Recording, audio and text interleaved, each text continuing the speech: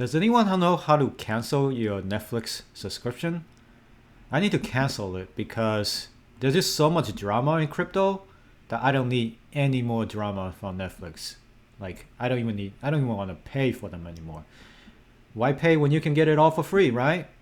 So the drama that we're talking about today is about Sifu, the man behind the treasury of Time Wonderland. For those of you who don't know, there's been a lot of drama or FUD or accusations going on for the past few days since the drop of Time Wonderland's price. Oh, time to go back to work. My break has ended. I gotta go back to McDonald's soon. Anyway, so what's going on was that someone was looking at the Snow Trace, that's also known as the blockchain analysis website for Avalanche, and they saw $8.4 million out of Sifu's wallet. So there's three guys that each paid themselves $8.4 million from the Time Wonderland treasury to their own wallets. And he's claiming that it's happening every single month. So what is actually going on? Well, first of all, I like you guys to make sure, like when you see things like that, right? I am not on any side. I personally welcome any opposing views about a particular project. I'm not gonna like simp on the project just because I invest my money in it. Of course, I'm gonna be biased a bit because I have my money in it, right? But when you have opposing views, when you have accusations, you should always address it head on and always do your own verification about everything that the accusation says. So here, this guy actually provided the proof on the chain that three guys was each transferring about $5 million bucks to their wallets. But here it says 8 million, even though it says 5 million. Actually, it's 5 million now because the analysis website used the current value as the calculation. But at that time of transfer, it was worth $8 million each to each of these three wallets. So now they're going on and be like, oh, Sifu got 4.25 time token, sent straight from treasury to his own wallet, wrapped as W memo, and then added to the collateral on Abra to prevent the liquidation. For those of you who don't know, Sifu's position on Abra was liquidated a few days ago when we had this crazy crash of Time Wonderland price. So yeah, that's mostly the accusation. He provided a link to the actual transactions to known addresses, so the Wonderland treasury and Sifu's personal wallets. So this is the gist of it, right? So he's asking, what's the worst? Well, are you guys actually voted for this? Did you guys actually voted for this? So I want you guys to look at this from the perspective of someone impartial. I want to give this guy or this woman their benefit of the doubt. I want to say, hey, these transactions actually do exist on the chain. So that means it did happen. So now people going around in Discord or my Discord or DMs like, hey, did you see this thread? Did you see this thread? This Twitter link? I got linked to this thread like 100 times, no joke, from all of my social media. And I read through all of this, right? So, they got pictures in this. So I want you guys to know, right?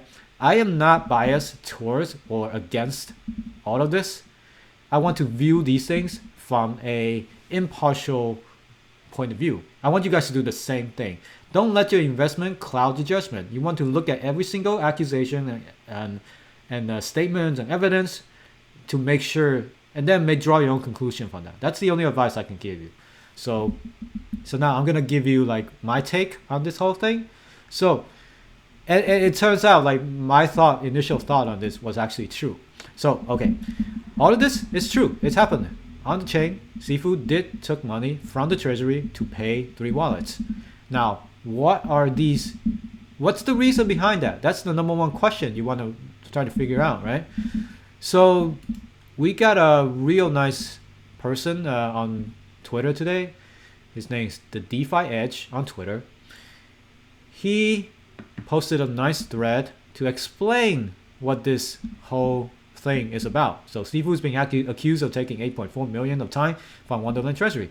Now, when you get accused, you should always defend and try to explain what happened. So he's defending Sifu. So I'm just telling you the both sides, right? Both sides of the story.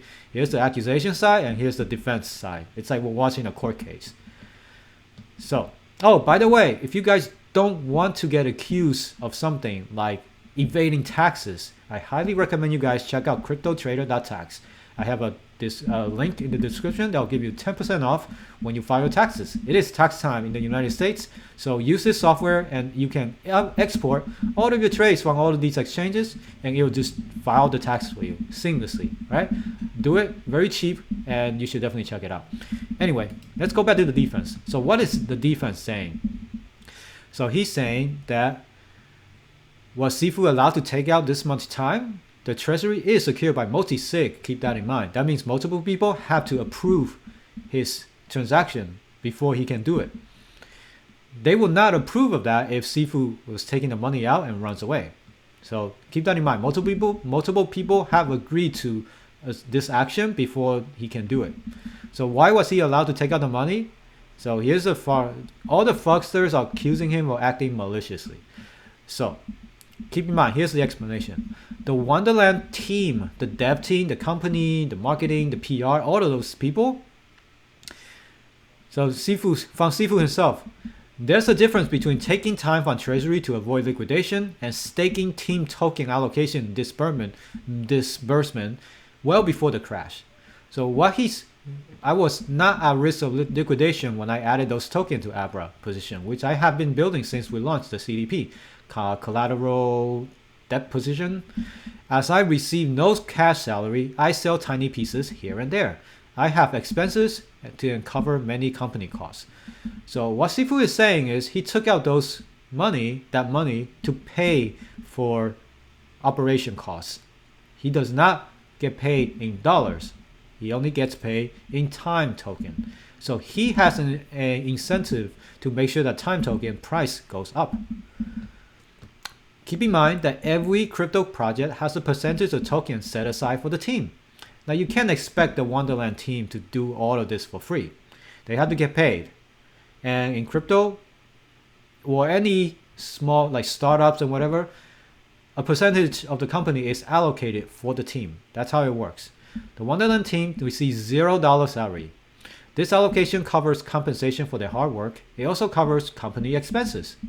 It's all in the document of Time Wonderland website, which is true. 5% mentioned here. You see, 5%. Other teams, right? Here's the 5%. 5% of the total supply, it's about $52 million at the current price. So $52 million is in sum total is allocated to the team for operation costs, smart contract development, all those, you guys have been asking when airdrop. All of that needs coding. I understand how coding works, and it takes a lot of time and experience to find good people to do it correctly and safely. You need security audit, a lot of things to make sure that nothing goes wrong. That's why you guys are impatient about airdrops and all that. You should be happy because it takes time to make sure the security is correct.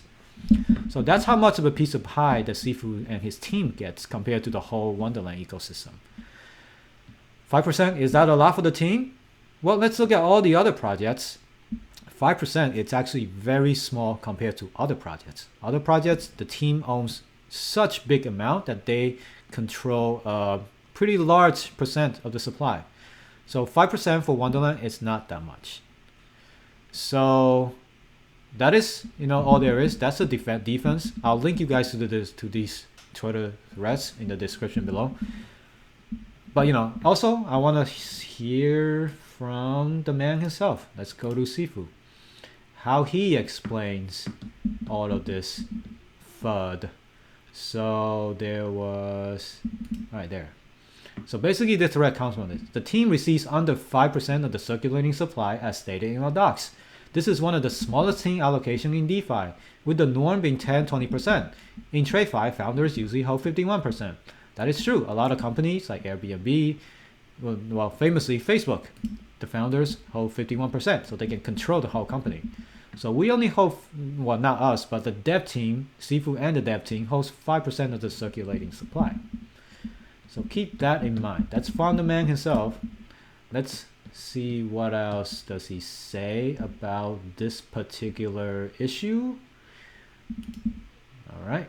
The team receives 5% allocation. When you see similar amount going to 3 core members, you're looking at a token allocation disbursement. Anything else is treasury management. So he took it out before the crazy drop to pay people. Could be timing, I don't know, maybe. But I don't know what they're gonna do with that. That's totally up to them. But he's telling you right there, that amount taken out was to pay people. And it's known that there's total 5% that's allocated to the team. So that is something you guys have to trust in Sifu and his team. Now, what do we learn from all of this? I'm not saying that, you know, the Wonderland team or Sifu did everything correctly. I think they should have a nice PR person or a good public communication about what they're about to do, so people don't find out about these things this way by creating some sort of accusation or FUD thread. I would love for Wonderland team to have better transparency as far as things like that goes, even though it's in the doc, even though Sifu answers Discord every single day. You have to remember that a lot of people are not in the Discord, right? So that's why I'm trying to make these Twitter threads of all the Sifu things that Sifu said every single day on my profile page. I have these threads every single day. My goal is to make sure that the communication from the founders to our holders are there. So that's the only thing I need Wonder Team to do better at, is their PR process, to make sure the messages are being communicated across correctly. Now, let's go back to FUDsters. Now, what would be some reasons for people to have FUDs? Well, there are legit reasons for people to spread FUDs. One is they don't know it's FUD. They actually are genuinely curious about what's going on, and they like to bring that to the attention to the dev, to the community about it, which is great. I always like people when they call out things that they see. Like this one. This is a perfect example. It's a good thing to call out on. I wouldn't know about this if this person didn't call that out. So that's great. Now, what's the other reason? The other reason could be person who knows that this is what's going on already, yet they want to spin the story and say that, oh, I think he's trying to siphon the money from the treasury and it's just paying himself. Like, people, there's always an incentive for someone to say things which they know is false. One reason is they probably sold time at like $1,500, $2,000, and they want the price of time to crash to zero, to $100, so they can buy it all back in for a huge discount and huge profit. So there's always incentive. So my advice to you is to always look at these things and look into it before you panic and just take things at face value. Look into all of this and then ask questions and wait for official responses from the person being accused. So always look at both sides before you draw your conclusions, right? So I hope you guys learned something, and I certainly learned something new. But I hope these tips are useful for you guys to make sure you don't get manipulated, because it's very easy to get manipulated in the media, on the internet. So keep your head clear. So yeah, I hope you guys like this video. Give me a like and subscribe, and I hope you guys enjoy the rest of your day.